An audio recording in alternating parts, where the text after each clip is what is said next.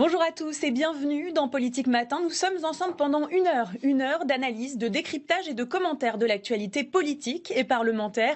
Et pour nous accompagner ce matin, Gilbert Collard, bonjour. Oui, bonjour, bonjour. Vous êtes député du Gard, secrétaire général du Rassemblement Bleu Marine. Avec vous, nous reviendrons sur les assises présidentielles de Marine Le Pen ce week-end à Lyon. Vous réagirez également à la revue de presse, celle d'Ahmed Tazir. Bonjour Ahmed. Bonjour. À la une de la presse, une actualité politique chargée qu'ont retenu les quotidiens. On parle aussi beaucoup de François Fillon qui joue son va-tout aujourd'hui, une opération transparence de la dernière chance.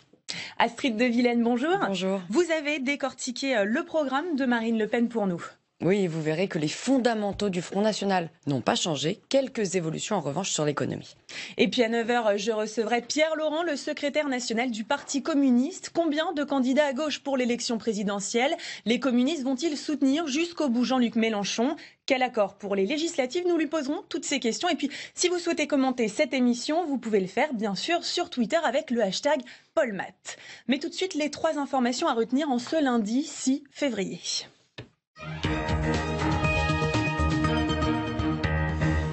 Semaine décisive pour François Fillon. Il devrait s'exprimer dans un média ou par conférence de presse dans la journée. Englué depuis 2 semaines dans une affaire d'emploi fictif, le candidat de la droite est fragilisé. Les doutes grandissent dans son propre camp où le scénario d'un plan B est évoqué.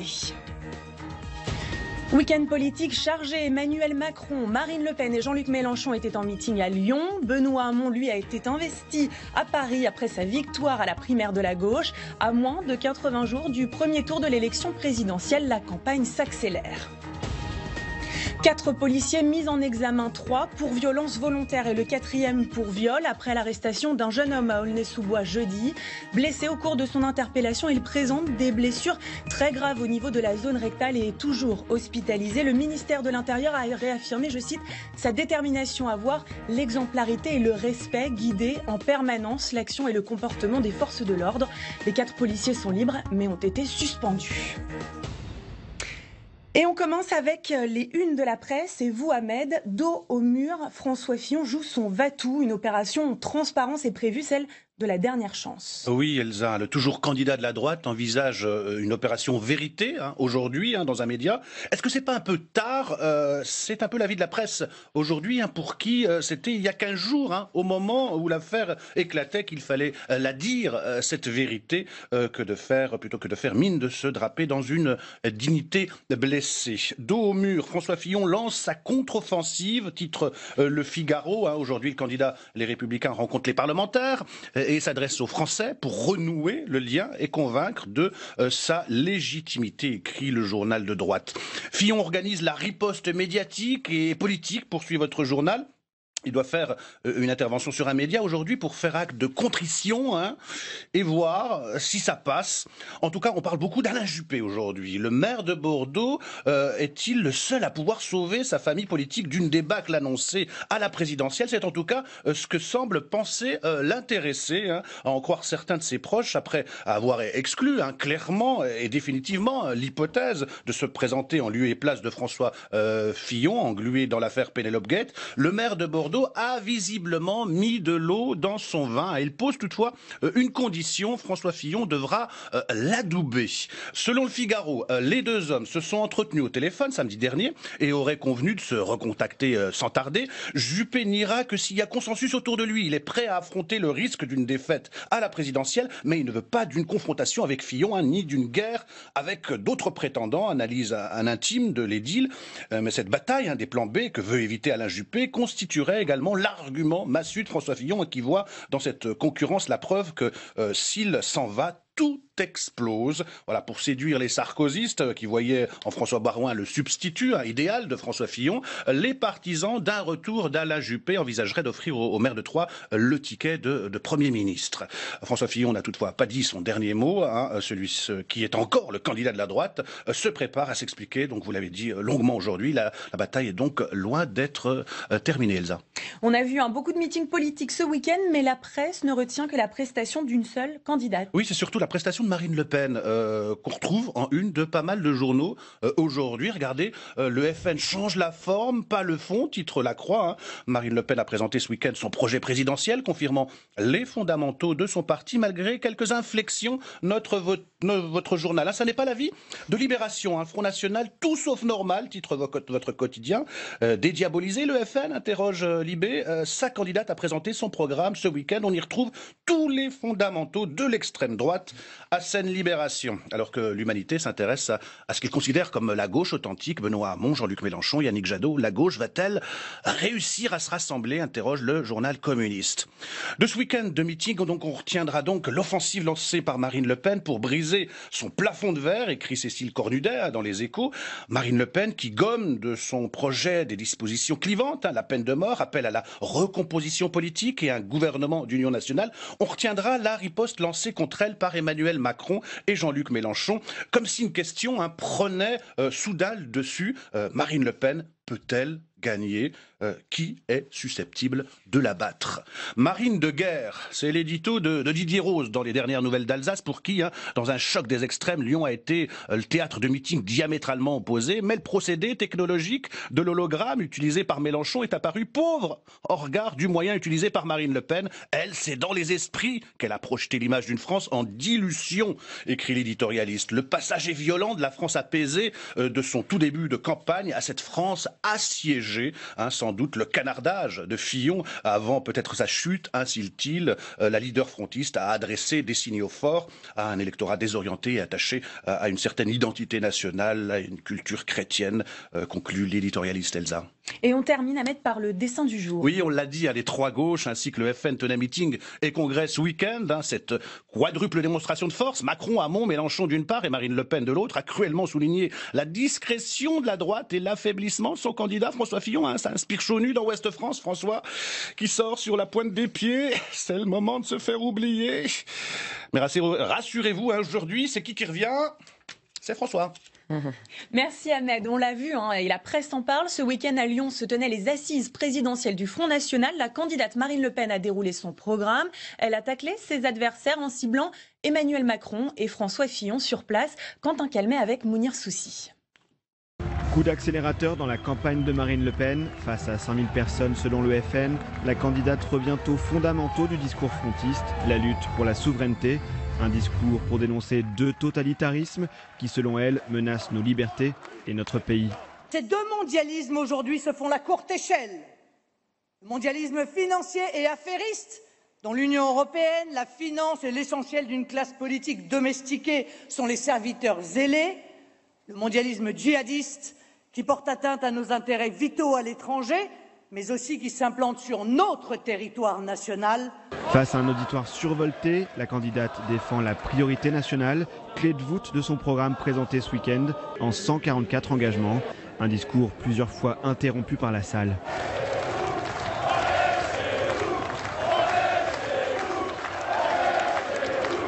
Moi, ce qui m'a fait vibrer, c'est au nom du peuple, on est français. Ce qu'on retient, c'est surtout que ça n'a pas beaucoup changé depuis 2012. C'est voilà, les Français ont le droit d'être chez eux, les prioritaires. Et bien qu'on nous fasse le reproche, mais dans tous les autres pays, c'est comme ça. Marine Le Pen qui a cherché à désavancer toute critique sur le chiffrage et le sérieux budgétaire de son programme. L'économie, talon d'Achille du Front National déjà en 2012. C'est vrai qu'il y a un certain nombre de mesures qui nécessitent des financements dans notre projet, mais il faut s'attaquer enfin au gisement d'économie qui existe réellement dans notre pays. C'est les tabous auxquels ne veulent pas toucher ni la droite ni la gauche. On peut faire des économies en France et redistribuer cet argent sous forme de services publics, sous forme de soutien au pouvoir d'achat de nos compatriotes. Un week-end consacré à la présentation du programme pour éloigner les affaires et les déchirements politiques au sein du parti frontiste et signer ainsi la véritable entrée en campagne de Marine Le Pen. Gilbert Collin, on l'a vu, le week-end politique a été chargé. Alors entre Emmanuel Macron, Jean-Luc Mélenchon et Benoît Hamon, lequel vous fait le plus peur pour l'élection présidentielle?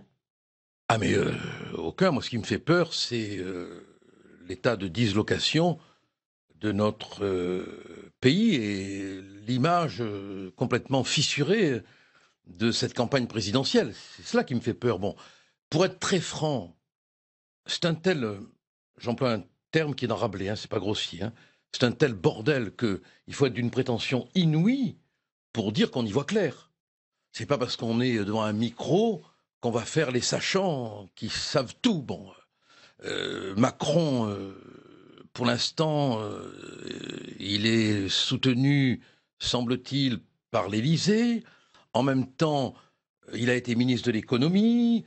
C'est l'homme, quand même, qui a mis l'économie dans l'état où elle est. Donc ce serait l'adversaire que vous préfériez avoir. Fillon, il est dans une situation un peu plus difficile. Vraiment, tous les adversaires sont bons à prendre, quoi, dans cette... Parce que Yvan, en plus, je crois, étant donné qu'ils cherchent tous, plus ou moins, à avoir des électorats identiques, mais à la marge, on est bien d'accord, hein, ils vont quand même se livrer entre eux une guerre électorale qui va être très violente et qui n'est pas encore déclenchée, parce que on a le phénomène de retardement qui est François Fillon. Avec une campagne un peu suspendue. On va parler une campagne qui est complètement suspendue. Du programme de Marine Le Pen. Astrid de Villaine, sur ce plateau, vous l'avez décortiqué pour nous. Que faut-il en retenir? Eh bien, d'abord que les fondamentaux n'ont pas bougé. Marine Le Pen propose d'inscrire la priorité nationale dans la Constitution, ce qui est l'équivalent de l'éternel slogan du Front National, les Français d'abord, porté notamment par Jean-Marie Le Pen. Cette mesure sera proposée par référendum après les législatives. Aujourd'hui, la Constitution ne permet pas d'imposer la priorité nationale, notamment avec la Déclaration des droits de l'homme et du citoyen. Alors Gilbert Collard, est-ce que cela signifie que dans la future France dirigée par Marine Le Pen, la Déclaration des droits de l'homme et du citoyen de 1789 disparaîtrait du préambule de la Constitution? Vous êtes sérieuse? C'est une question. C'est une question, faut-il encore qu'elle soit sérieuse? Elle est sérieuse parce qu'on se pose la question sur la constitutionnalité de cette mesure. Elle n'a pas besoin d'un avocat, elle est très habile. Vous êtes avocat. Rassurez-vous. Elle sait y faire. Je vous pose la question parce que visiblement vous n'y répondez pas pour l'instant. Laissez-moi le temps de répondre. Ne faites pas de procès d'intention, rassurez-vous. Je ne fais pas de procès d'intention, allez-y, répondez. Je réponds à toutes les questions. Eh bien, allez-y. Le tout, c'est qu'on me laisse le temps de répondre. Bon, alors... Comment pouvez-vous imaginer une seconde qu'on mettrait à mal la Déclaration des droits de l'homme et du citoyen? Notre slogan, c'est « Au nom du peuple ». Au nom du peuple. Ce qui est quand même l'expression la plus fondamentale, la plus historique de la Déclaration des droits de l'homme et du citoyen. Bon, il n'est pas question de porter atteinte à un quelconque article de la Déclaration des droits de l'homme. Mais est-ce que vous avez vu un article de la Déclaration des droits de l'homme qui dit que tout citoyen français sera secondairement traité dans son pays? Il n'y en a pas. Non, les Français naissent libres et égaux en droit. Les hommes naissent libres et égaux en droit. Oui. La jurisprudence du Conseil constitutionnel, aujourd'hui, dit que la priorité nationale est anticonstitutionnelle, d'où le référendum que vous voulez faire. Mais ils disent ce qu'ils veulent. Mais c'est quand même pas le Conseil constitutionnel qui va parler à la place des Français. Ce que vous n'arrivez pas à saisir, c'est que nous, on veut redonner la parole au peuple. Si le peuple ne veut pas qu'il y ait une préférence nationale, il n'y aura pas de préférence nationale. Si le peuple le veut, il y aura une préférence nationale. Maintenant, si vous décrétez que le peuple doit se taire et qu'on ne doit pas l'écouter, je pense que vous êtes en infraction avec la Déclaration des droits de l'homme. Parce que c'est quand même la Déclaration des droits de l'homme, historiquement, c'est quand même l'installation de la souveraineté populaire. C'est le peuple qui est quand même, et on l'oublie trop souvent, le premier patron. C'est pas vous, c'est pas moi, et on a un respect très historique, très profond pour la Déclaration des droits de l'homme et du citoyen, dont chaque article sera peut-être avec nous beaucoup plus respecté qu'aujourd'hui. On poursuit avec un autre pilier, l'immigration. Oui, la patronne du FN propose des propositions fidèles à la ligne du parti, pas plus de 10 000 entrées par an sur le territoire, la sortie de l'espace Schengen et la suppression du droit du sol, suppression également de la double nationalité quand il s'agit de pays extra-européens. Et sur la forme, Astrid, on note des évolutions de langage. Oui, par exemple, on ne dit plus sortir de l'euro, mais rétablir la monnaie nationale, façon notamment de ne pas effrayer les retraités hostiles à cette mesure et qui manquent encore dans l'électorat de Marine Le Pen. De même, le rétablissement de la peine de mort n'est plus proposé. En revanche, la perpétuité réelle est au programme. Enfin, sur la sortie de l'Union européenne, le discours est plus apaisé. Négociation pendant 6 mois avec les institutions européennes et référendum pour une sortie de l'Union européenne si ces négociations n'aboutissaient pas. Et sur l'économie, parfois on dit que la ligne est assez floue. C'est une critique qu'on fait à Marine Le Pen.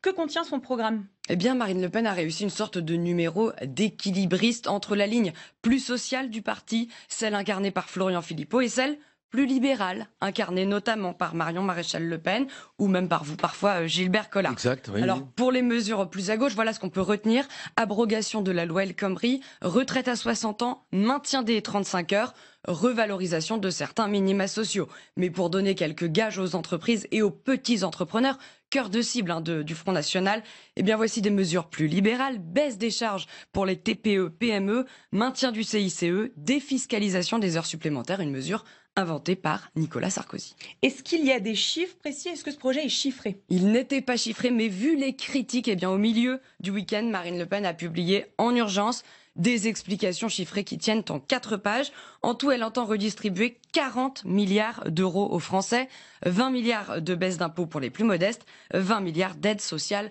pour le pouvoir d'achat. Alors comment les financer ? C'est là que le bas blesse. Ce n'est pas très détaillé. Marine Le Pen espère trouver 60 milliards d'euros en 5 ans, en luttant contre la fraude, en sortant de l'Union européenne ou en luttant contre l'immigration. Des principes généraux, mais pas de chiffres. Et puis la présidente du Front National se base sur une croissance très optimiste, 2% en 2018, alors que pour l'instant, les prévisions font état d'1,4%. Merci beaucoup Astrid. Alors Gilbert Collard, on va commencer avec une marque de fabrique du Front National, la sortie de l'euro.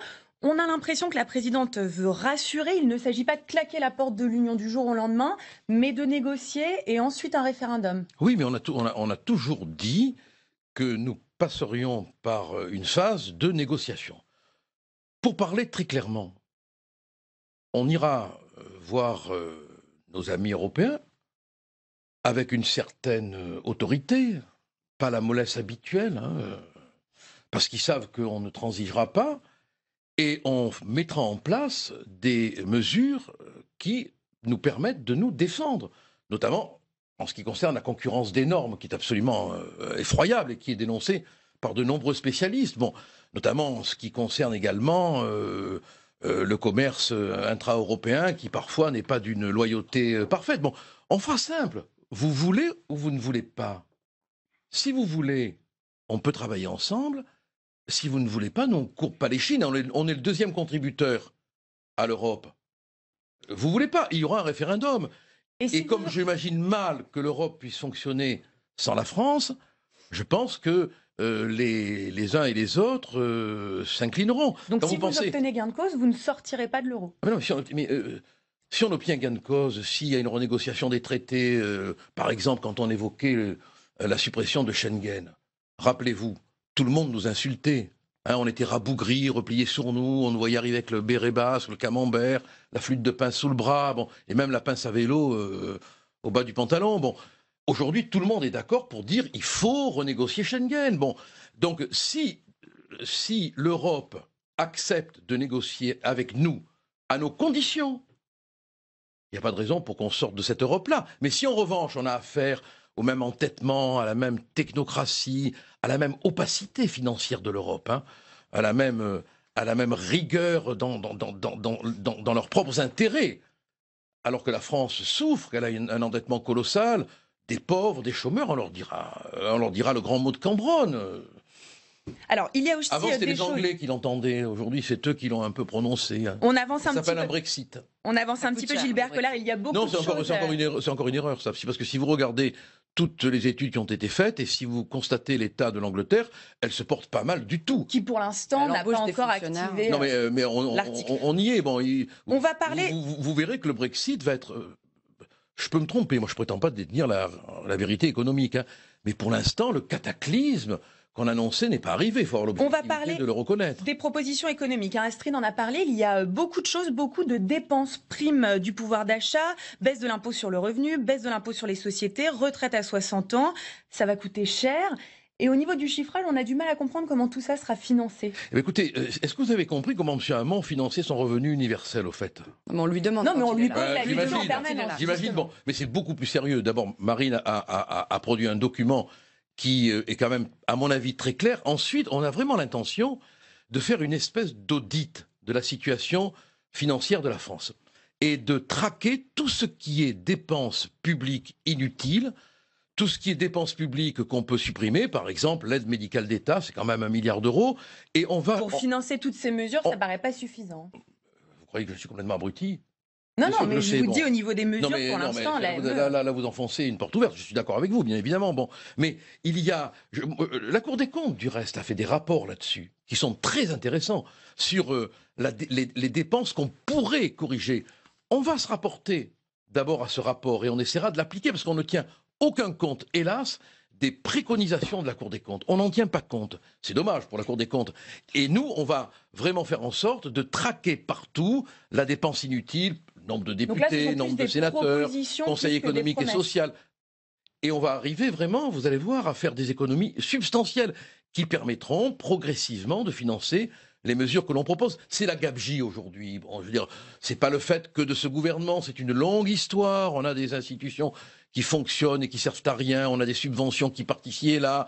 Bon, il y a une dépense colossale, et avec un peu d'ordre et plus de copinage, on peut y arriver. Est-ce que vous allez le chiffrer avant la présidentielle? Oui, bien sûr, ce sera chiffré avant la présidentielle, mais pour l'instant, on est quand même dans l'embarras. Donc cet audit sera réalisé avant. Parce que moi, je pense qu'il faut le faire, oui. D'autant plus qu'on a quand même le travail mâché par la Cour des comptes. Macron, son programme, c'est Télérama. Bon, pour l'instant, il n'a pas de programme. Bon, Fillon, il est dans l'incapacité de l'expliquer parce qu'il est dans la tourmente de son affaire. Hamon, lui, il est dans l'onirisme politique. Bon, et Mélenchon, il se prend pour Mao. Bon, il va même jusqu'à utiliser des accessoires de scène. Je ne sais pas si vous l'avez vu avec son col Mao et son jean, il fait jeune. On a une dernière question, Gilbert Collère, puisque le temps passe. Il y a aussi des choses qui, cette fois, ont disparu du programme de Marine Le Pen, notamment le rétablissement de la peine de mort ou alors la fin de la gratuité de l'école pour les étrangers. Oui. C'était des mesures qui étaient trop clivantes, qui faisaient trop débat au sein même du parti. Ah ben, la question de la peine de mort, c'est une question de conscience personnelle. Du reste, quand le vote sur l'abrogation a été adopté, des députés de toute tendance ont voté pour l'abolition. Hein. C'est pas un marquage politique. Moi, je suis contre la peine de mort. Et je n'ai jamais changé d'avis. Marion Maréchal Le Pen est contre la peine de mort.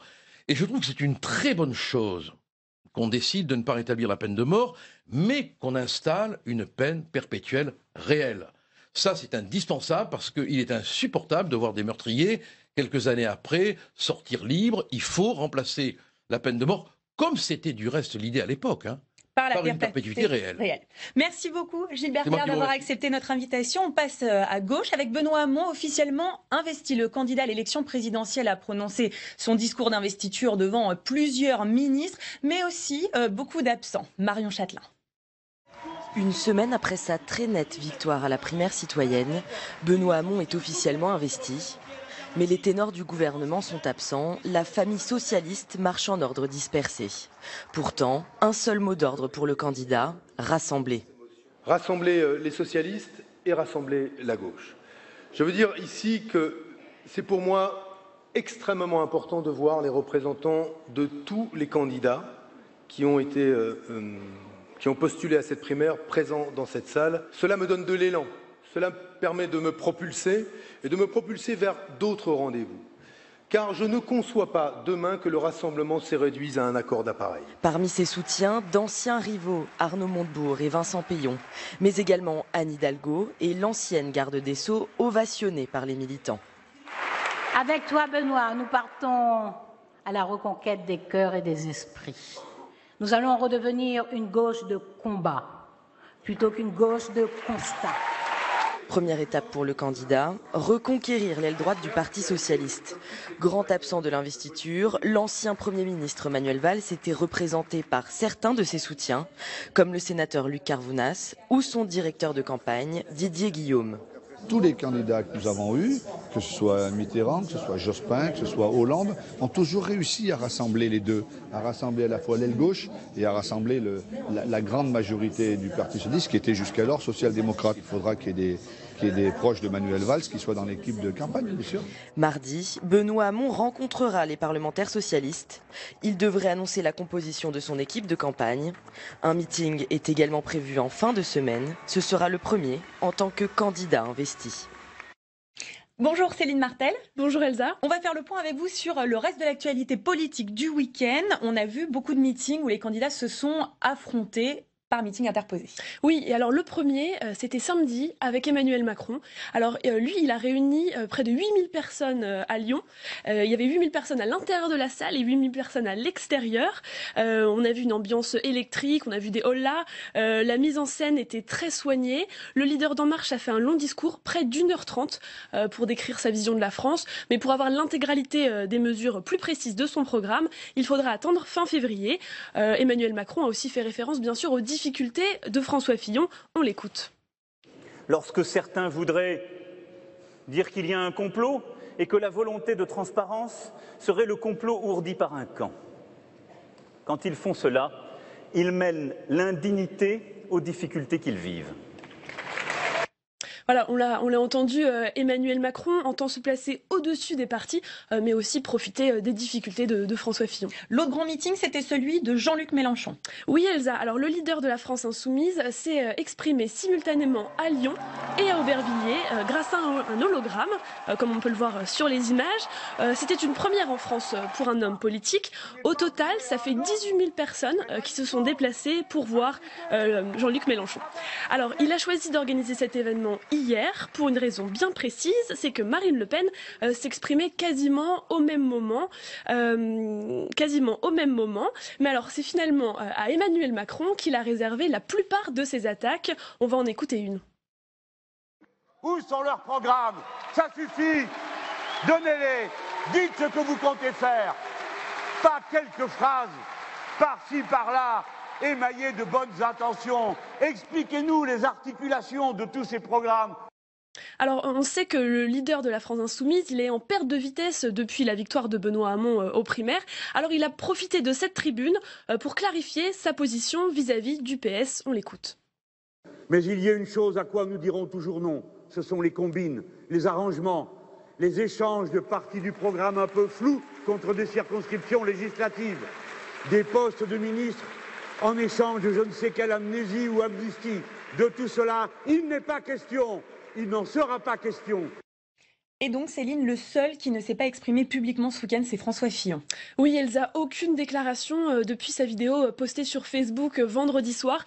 François Fillon affirmait comprendre le trouble provoqué par les révélations du canard enchaîné, sans s'expliquer vraiment sur le fond. Et il avait promis de tenir bon. Alors, le candidat devrait changer sa stratégie aujourd'hui. On s'attend à ce qu'il reconnaisse des erreurs et son propre camp lui demande des explications. On va écouter ce qu'en disait Éric Ciotti hier. Il y a chez nos électeurs, je parle, ceux qui ont voté notamment pour François Fillon à la primaire, ceux qui allaient voter pour notre famille politique à l'élection présidentielle, il y a une peur. Il y a une peur, c'est de dire, cette élection présidentielle, on peut désormais la perdre. Voilà, donc on entend clairement le trouble qui règne dans cette famille politique. Mais pour autant, Éric Ciotti se refuse pour l'instant à parler d'un plan B. En revanche, pour le centriste François Bayrou, la question ne se pose plus. François Fillon n'aurait pas d'autre solution que de se retirer de la course à la présidentielle. On l'écoute. Il y a une chose que tous les Français savent, c'est qu'il y a eu atteinte à la décence. Et ceci rend, je crois, impossible une candidature, une campagne, et de cela, la droite, les Républicains vont devoir tenir compte et trouver une réponse. Alors, François Bayrou parle du retour d'Alain Juppé comme d'une démarche de salut public, a-t-il dit. Il lui a promis son soutien, mais on vient d'apprendre qu'Alain Juppé, sur Twitter, vient de dire qu'il ne sera pas le recours, qu'il ne serait pas le recours. Voilà, clairement et définitivement, c'est non. C'est ce qu'a annoncé le maire de Bordeaux. Merci beaucoup. Céline, voyons à présent le sommaire de la deuxième partie de Politique Matin. Dans quelques minutes, je reçois Pierre Laurent, le secrétaire national du Parti communiste. Combien de candidats pour la gauche? Pour la présidentielle, les communistes vont-ils soutenir jusqu'au bout Jean-Luc Mélenchon? Quel accord pour les législatives? Nous lui poserons toutes ces questions. Le Rassemblement de la gauche, on en parlera également à 9h15 avec Christelle Bertrand et Dominique de Montvalon. Une union des gauches est-elle possible? Et si oui, derrière quel candidat? On en débat dans Ça fait l'actu. Et puis à 9h25, ce sera la chronique com. Ce matin, Rim Benhammer s'intéresse aux chaînes YouTube des politiques Jean-Luc Mélenchon et Florian Philippot. Mais tout de suite, les informations à retenir de ce lundi 6 février.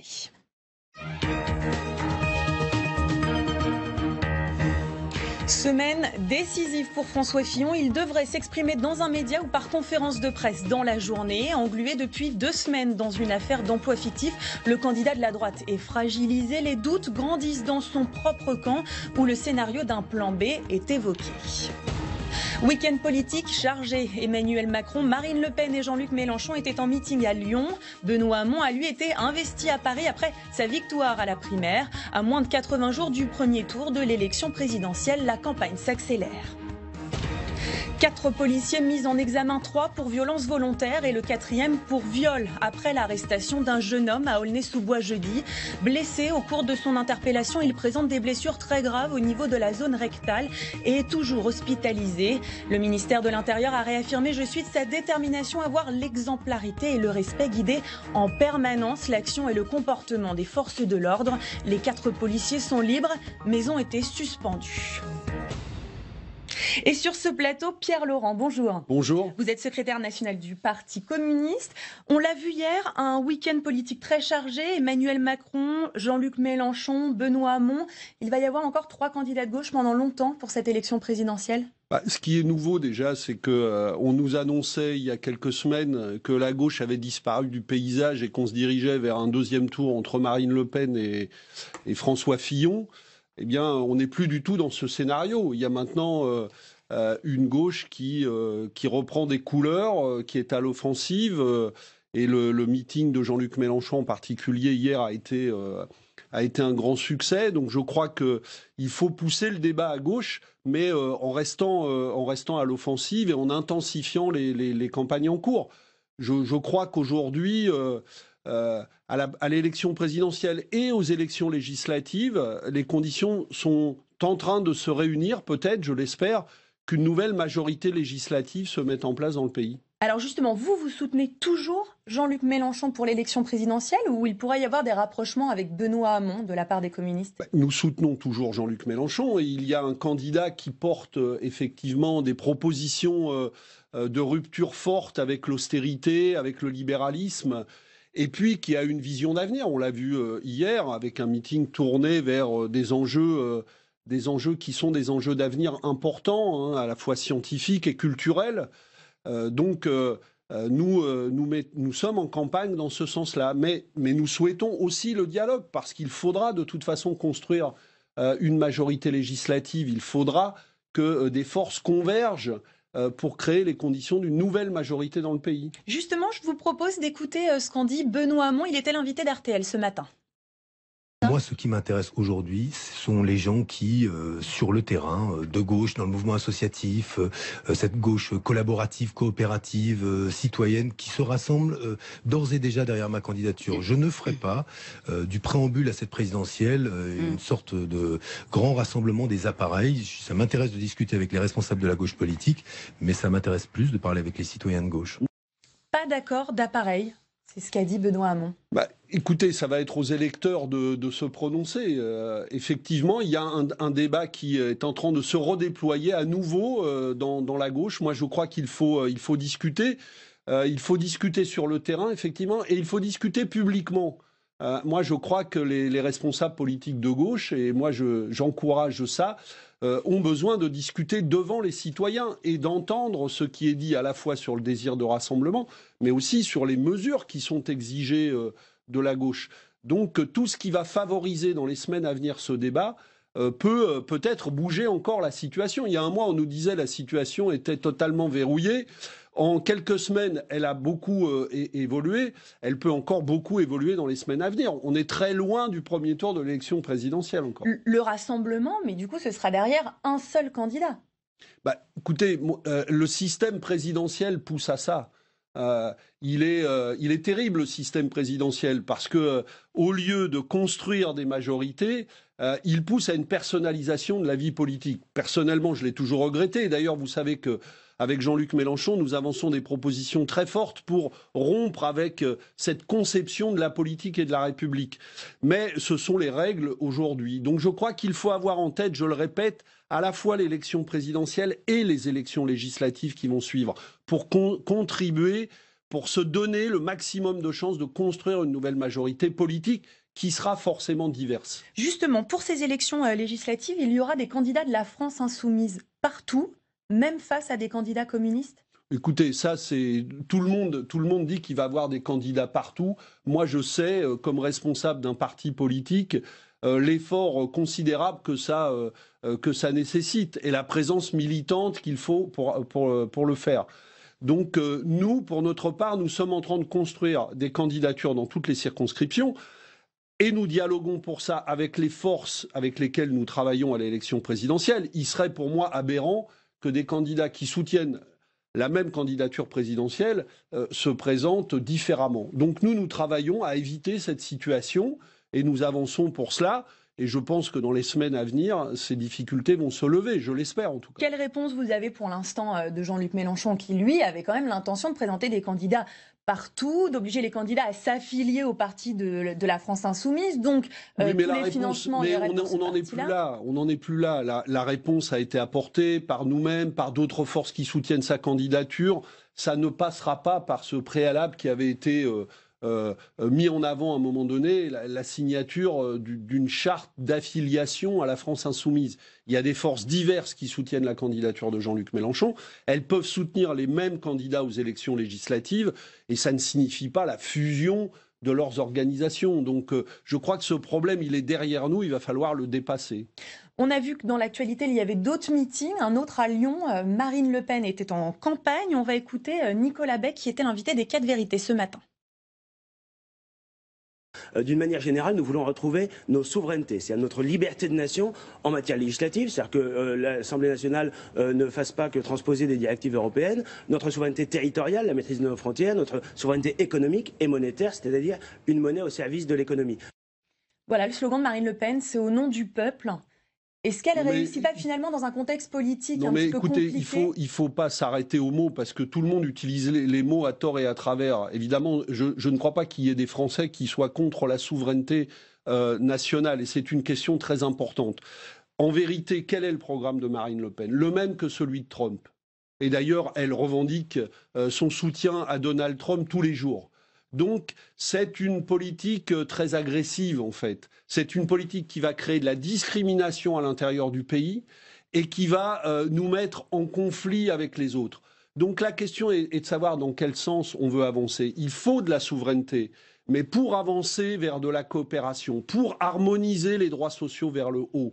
Or, le programme de Marine Le Pen propose une rupture d'égalité à l'intérieur de la nation, avec des mesures contre une partie de la population et une différenciation, par exemple, dans le statut social et salarial de travailleurs selon leur nationalité, alors que le mouvement ouvrier a toujours porté l'idée à travail égal, salaire égal. C'est vrai pour des travailleurs français et des travailleurs immigrés, c'est vrai pour les femmes et les hommes. Donc ce principe d'égalité, il ne faut surtout pas y toucher, il faut le faire respecter au contraire, et ça n'est pas le cas aujourd'hui. On a discuté justement ce week-end à la Mutualité avec des militants socialistes. Eux ont très peur de Marine Le Pen, mais ils disent que la seule solution, c'est d'y aller tous ensemble. Yannick Jadot, Jean-Luc Mélenchon, Benoît Hamon. La question d'Emmanuel Macron est encore un peu sur le côté. Mais je crois qu'il y a beaucoup de citoyens qui nous posent cette question. Vous savez que moi j'ai travaillé depuis 1 an à une situation qui permettrait d'avancer dans ce sens-là. Je pense qu'au point où nous sommes aujourd'hui, puisqu'il y a des candidatures qui ont de la force, on l'a vu hier avec les meetings respectifs, eh bien il faut donner encore plus de place au débat populaire. Et il faut que ces citoyens puissent parler. C'est pour ça que je dis que les meetings devraient être aussi des débats. Il faudrait donner la parole à ceux qui sont là. Il faudrait qu'on entende ce que veulent les citoyens.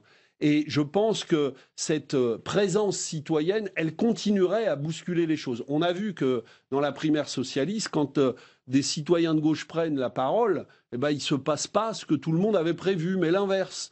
Donc je crois que cette parole citoyenne doit s'imposer et qu'elle doit chercher à s'exprimer de toutes les manières possibles. Et nous, les responsables politiques de gauche, nous devons encourager la prise de parole citoyenne. Vous parlez de rassemblement, de dialogue. Est-ce que vous allez jusqu'à Emmanuel Macron ? Emmanuel Macron porte un programme qui est très libéral. Moi, je suis fasciné par le fait qu'on en fait des kilos sur Emmanuel Macron sans jamais mettre en avant les propositions qui sont les siennes. Par exemple, la semaine dernière, Emmanuel Macron dit « Moi, non seulement je ne supprimerai pas l'impôt sur la fortune, mais je vais exclure du calcul de l'impôt sur la fortune tous les revenus financiers. » C'est une nouvelle prime à la finance, alors qu'il faut faire exactement le contraire. Il continue de proposer des baisses massives de cotisations sociales, c'est-à-dire la recette qui conduit au développement du chômage. Donc ce programme libéral n'a rien à voir avec la gauche. Je rappelle quand même qu'Emmanuel Macron, on en parle beaucoup à propos de Manuel Valls, du 49.3, mais la loi qu'il a fait voter a été votée de la même manière que la loi travail par le 49.3. Donc ce sont les méthodes qui viennent d'échouer. Durant tout le quinquennat, Emmanuel Macron et le vernis moderne qu'on nous présente ne changent rien à ce fond-là. Donc ce n'est pas avec Emmanuel Macron que nous allons construire demain une majorité de vous ne croyez pas à la dynamique autour de ce candidat? On a vu, il y avait beaucoup de monde et dans la salle et à l'extérieur. Il peut y avoir des dynamiques. Moi, je suis un responsable politique qui dit dans quel sens, à mes yeux, il faut avancer pour résoudre les problèmes des Français. Parce qu'on nous parle de dynamique, de meeting, mais qu'est-ce qui est proposé pour faire reculer ou non le chômage? Qu'est-ce qui est proposé en matière de logement? Qu'est-ce qui est proposé en matière de santé? C'est la seule question qui intéresse les Français. Donc c'est sur cette question-là qu'il faut faire la clarté. Par exemple, qu'on nous explique comment, avec le programme d'Emmanuel Macron, programme très libéral, eh bien, de baisse de la dépense publique, comme on l'a déjà connu, on va résoudre les problèmes de santé, d'engorgement des hôpitaux actuels. Donc, je crois que c'est de ces questions-là dont il faut débattre, et pas seulement du vernis communicatif que tout le monde met sur sa campagne. On va parler de la mise en examen de 4 policiers, 3 pour violence volontaire, un autre pour viol à la suite d'une arrestation à Aulnay-sous-Bois. Je vous propose d'écouter Patrick Kanner, le ministre de la Jeunesse et de la Ville, et vous répondez juste après. Aujourd'hui, l'enquête est lancée. Des mesures très fortes ont été prises. Il y a des moyens aujourd'hui pour éviter ce type de débordement, si bien sûr les faits sont avérés. Malheureusement, j'ai l'impression que plus on avance depuis 3 jours, plus on s'aperçoit qu'il y a eu manifestement des choses inacceptables dans cette interpellation.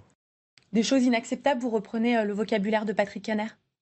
Écoutez, il y a une enquête en cours, mais les faits sont manifestement extrêmement graves, puisque un des policiers est maintenant mis en examen pour viol. Donc ce sont des faits gravissimes, inacceptables pour des policiers. Et je pense que ça met le doigt sur une question, c'est que les méthodes d'intervention de la police dans de très nombreux quartiers populaires, ça ne peut plus continuer comme ça. Il faut reconstruire une police avec d'autres missions de service public. Et on a aujourd'hui une police qui est extérieure à ces quartiers et qui intervient souvent de manière musclée, sans les résultats qui sont prétendus au nom de ces interventions. Donc il y a quelque chose qui est cassé, non pas à cause des policiers en général, mais à cause de la manière dont on a conçu les missions de police dans ces quartiers. Donc tout est à revoir.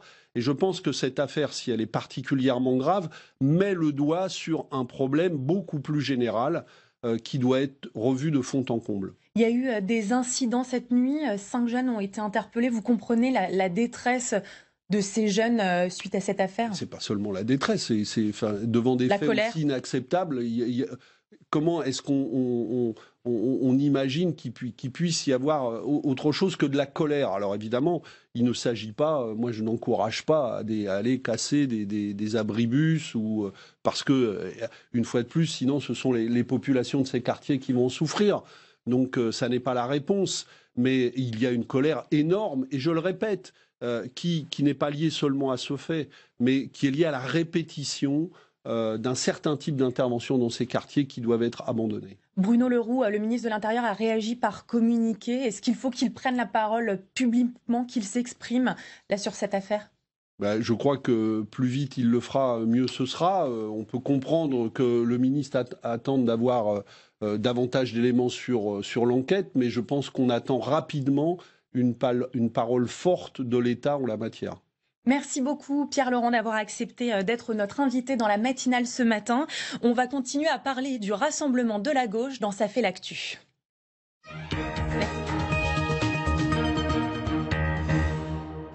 Et j'accueille sur ce plateau, alors que Pierre Laurent est en train de le quitter, Christelle Bertrand d'Atlantico, ils arrivent, et Dominique de Montvalon. Bonjour, Dominique de Montvalon, éditorialiste politique. Bonjour, Christelle Bertrand, éditorialiste politique à Atlantico. Bonjour.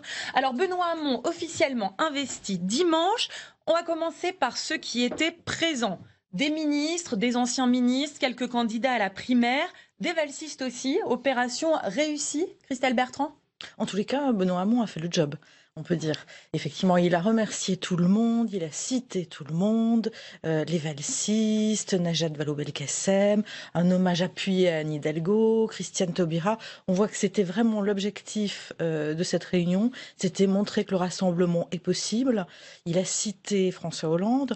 Les proches du président de la République lui avaient demandé de valoriser le bilan, ce qu'il a fait. Et pour finir, en expliquant que la gauche, c'était effectivement des compromis pour pouvoir arriver au pouvoir. Il cite le programme commun, il cite la gauche plurielle. Donc on voit que c'était vraiment l'objectif principal de la matinée. Alors, Dominique de Montvalon, avec vous, on va parler des absents. Donc Manuel Valls n'était pas là, ni le Premier ministre. Il manquait vraiment aussi des gros poids lourds du gouvernement. Faut les retenir, ces absences, ou vous trouvez qu'elles sont assez normales ? Je ne dis pas qu'elles sont normales, mais moi, je suis également frappé d'abord par les présents. Je pense que le Benoît Hamon qu'on découvre dans la lignée de ce qu'il avait, de ses performances, je vais dire, de ses performances lors des 2 tours des primaires, est un Benoît Hamon qu'on n'attendait pas.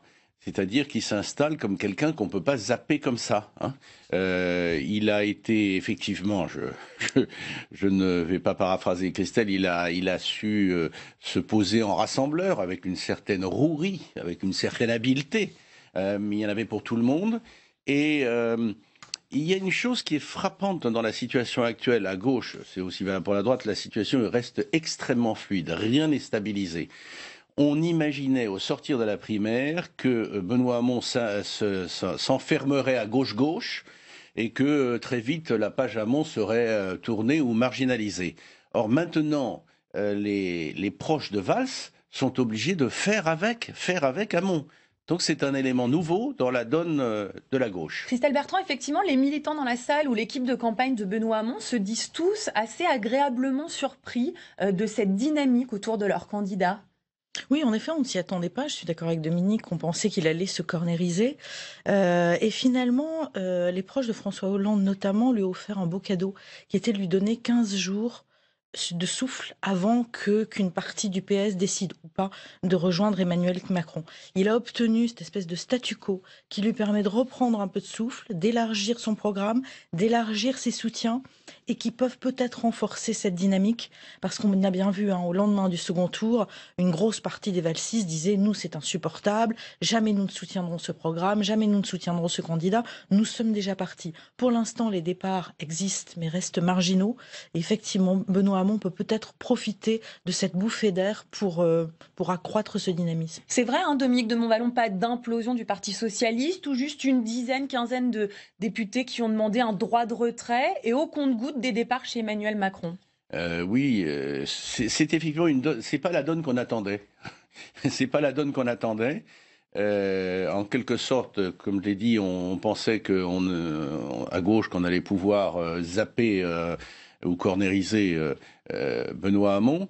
Et puis on s'interrogeait, ça va tellement vite, les choses se succèdent à une telle vitesse. Il y a encore 15 jours, 3 semaines, pas plus. La question était de savoir si on allait assister à la disparition du PS, enfin à la mort du PS et tourner complètement la page. Alors, on ne va pas s'emballer dans l'autre sens. Enfin, je ne veux pas m'emballer dans l'autre sens, mais effectivement, je répète, tout le monde a compris qu'il allait falloir faire avec Benoît Hamon, et d'autant plus que le précipité Macron reste instable. Christelle Bertrand, Benoît Hamon annonce son équipe de campagne en fin de semaine. Est-ce qu'il y aura des prises de guerre de valsistes ?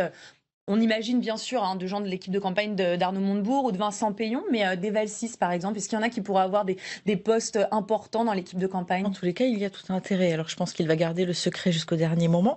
Mais effectivement, son intérêt, et c'est ce qu'a pas forcément si bien su faire que ça François Fillon, c'est de récupérer un certain nombre de valsistes pour calmer la fronde. Évidemment, les équipes des autres, comme vous l'avez dit, mais le plus important, c'est de récupérer des valsistes. Ce que François Fillon a mal fait avec Alain Juppé, a mal fait aussi avec Nicolas Sarkozy, qui fait qu'aujourd'hui, il est soutenu, mais pas par l'ensemble de ses troupes. Là, il faut absolument, et je pense que toute son énergie doit être consacrée à ça aujourd'hui, faire une équipe de campagne très diverse, très représentative de ce qu'a été cette primaire. Et Dominique de Montvalon, des valsistes qui pourront défendre le revenu universel, le 49.3 citoyen sur les plateaux ? L'obligation compliquée, il n'est pas le seul dans ce cas-là, l'obligation compliquée pour Hamon, c'est de rester lui-même et de ne pas trahir au fond l'identité politique qui lui a permis de gagner la primaire, et en même temps, pour reprendre une expression éculée, de mettre de l'eau dans son vin, de savoir faire des compromis. En même temps, je pense que ces jeux d'appareils sont importants, des prises de guerre, etc., des valsistes, on va probablement en voir, mais ils s'adressent au, entre guillemets, peuple de gauche. Et pour le moment, je ne dis pas qu'il est écouté, mais il est entendu. C'est déjà ça. C'est vrai qu'on a l'impression que c'est sa stratégie, Christelle Bertrand, ne pas donner l'image d'un homme d'appareil qui ne discute qu'avec les différentes directions de parti, mais vraiment s'adresser au peuple de gauche, comme disait Dominique de Montvalon. On lui a tellement reprôché d'être un homme d'appareil, d'être un apparatchik, d'avoir passé sa vie dans les arcanes du Parti socialiste, absolument, qu'il a raison de faire cet effort-là, de ne parler des idées, de s'adresser à ses électeurs, même si on sait très bien que derrière, en sous-main, il travaille à passer des alliances déjà en interne avec le Parti communiste, et on sait bien qu'il y a des tentatives auprès de Jean-Luc Mélenchon, même si tout ça va être extrêmement compliqué, mais effectivement, l'image qu'il donne n'est pas celle-ci, et on entend de moins en moins ces critiques qui reviendront sans doute lorsque le débat sera frontal entre les différents candidats, mais de moins en moins ces critiques d'apparatchik. Alors justement, Dominique de Montvalon, sur le rassemblement avec Yannick Jadot, Jean-Luc Mélenchon, on en est où ? Disons que la porte n'est pas fermée, c'est déjà énorme. Tout le monde a le sentiment qu'il y a du jeu possible, que les choses ne sont pas stabilisées. Je crois qu'on ne peut pas en dire plus. C'est une situation mouvante et quelque part, ce sont les électeurs qui vont arbitrer ça. La force de Benoît Hamon, c'est d'avoir imposé cette idée étrange et très coûteuse du revenu universel. Mais c'est là qu'il a marqué des points. C'est-à-dire qu'aujourd'hui, pas seulement pour lui, aujourd'hui, la gauche peut se refaire et marquer des points si elle quitte l'enfermement dans des querelles d'appareil, dans des querelles de positionnement, et si elle lance sur le devant de la scène quelques idées qui font parler, et qui font discuter, qui font réfléchir. Bon, après, les mettre en œuvre, c'est autre chose, mais enfin... C'est vrai, Christelle Bertrand, on a vu Jean-Luc Mélenchon a plutôt épargné Benoît Hamon ce week-end. Force est de constater que Jean-Luc Mélenchon a épargné Benoît Hamon et que Benoît Hamon a épargné Jean-Luc Mélenchon. Et ce week-end, c'était vraiment haro sur Emmanuel Macron, de la part de Mélenchon, de la part de Benoît Hamon, de la part de Marine Le Pen aussi. Non, ils se sont bien traités l'un et l'autre, ils n'ont fermé aucune porte, et ça c'est important à noter. Dans les points négatifs, qui parlent plutôt contre le rassemblement, c'est qu'on a quand même affaire à deux personnalités fortes, et qu'on sent bien que finalement, la question des programmes pourrait être résolue assez simplement, même si Jean-Luc Mélenchon n'a pas le même positionnement que Benoît Hamon sur la question du travail notamment. Mais on voit qu'il y aurait moyen de discuter. Le principal problème va être une question d'ego. Lequel s'efface derrière lequel.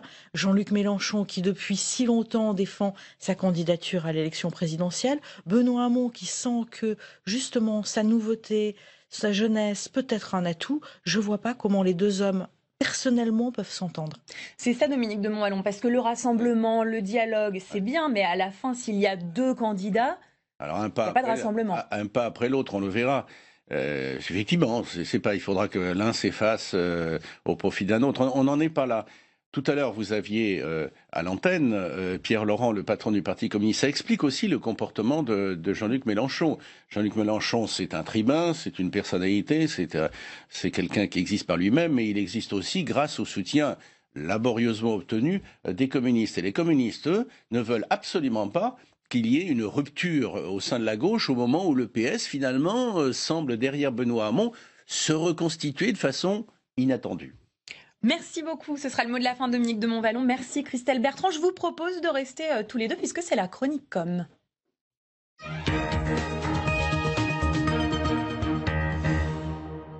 Et avec vous, Rim Benhammer, bonjour. Bonjour Elsa. On s'intéresse aux chaînes YouTube des politiques. Absolument, et on commence, donc vous le savez, c'était un gros week-end politique pour le Front National. Et nous, on va en profiter pour revenir sur leur stratégie comme sur le web.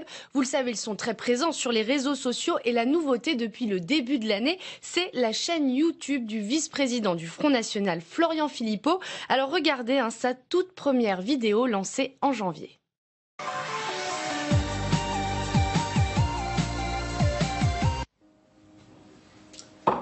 Bonjour, on est ici au QG de Marine Le Pen, plus exactement dans la cafette. Alors je sais, ça fait un petit peu Hélène et les garçons, mais c'est le lieu où on se détend, on peut prendre un café, on peut fumer pour les fumeurs, on peut passer un peu à autre chose avant d'aller retourner travailler.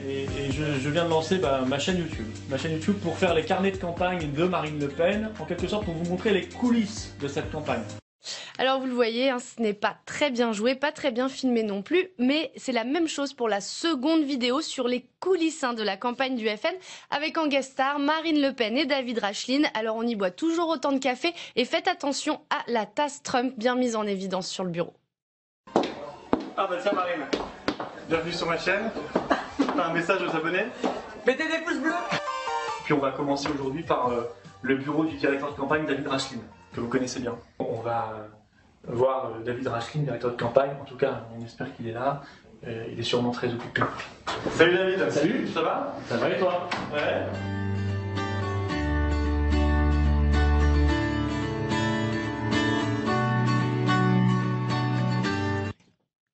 Côté vue, on est loin du raz-de-marée de clics. La chaîne totalise 14 000 abonnés. Et globalement, il a plus provoqué les moqueries que l'enthousiasme. On peut le voir avec ses tweets. On se moque des tasses de café omniprésentes avec le Philippot Challenge et des mises en scène de Florian Philippot avec ce tweet quand t'hésites entre prof d'histoire et présentateur météo.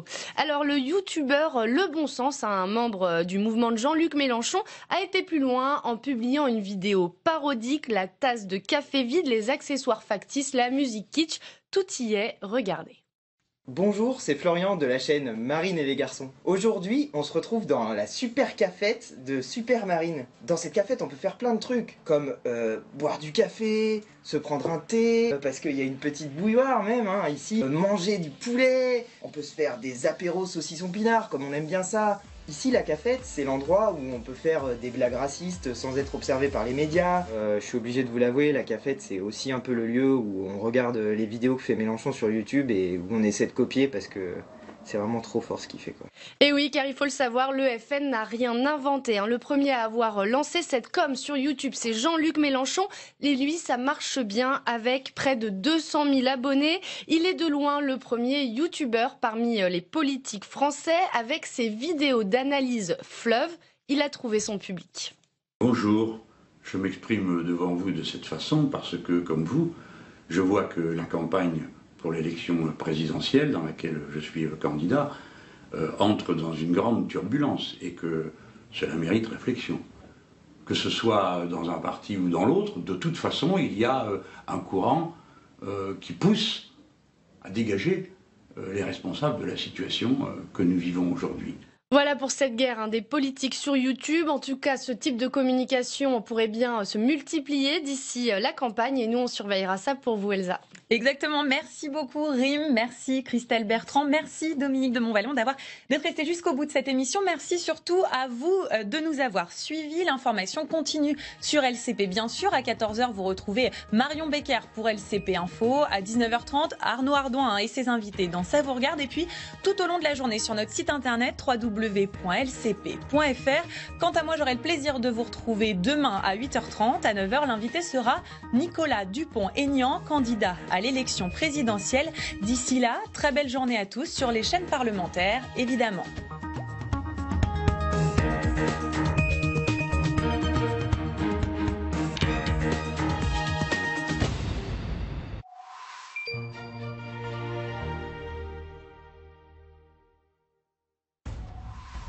Séance publique, votre débat parlementaire, c'est dans un instant. Comment enrayer la gangrène de l'argent sale? On se pose la question dans Droit de Suite. Pour commencer, un documentaire, L'argent sale, le poison de la finance. Puis son réalisateur, Nicolas Glimois, l'ancien ministre François Daubert, la chercheuse Chantal Cutajar et le journaliste Renaud Lecadre seront à mes côtés pour s'interroger sur l'incroyable essor du blanchiment de l'argent des mafias. Droit de Suite, présenté par Jean-Pierre Gracien, ce soir.